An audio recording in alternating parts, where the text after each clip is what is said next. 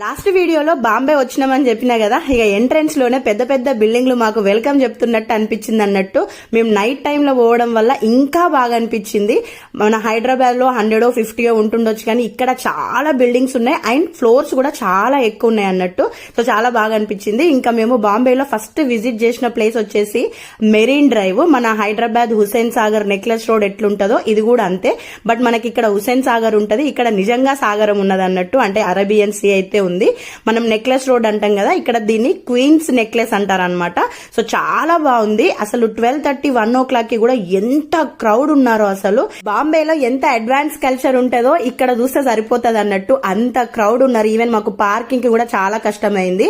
ఈ marine drive speciality ఏంటంటే, ఒకవైపు సముద్రం, ఇంకొక వైపు పెద్ద పెద్ద బిల్డింగ్స్ తోటి సిటీ వ్యూ అయితే నెక్స్ట్ లెవెల్ ఉండే అన్నట్టు. ఈ మెరీన్ డ్రైవ్ ని 1940లో కట్టిర్రట. బాగుంది కదా, నాకైతే బాగా నచ్చింది.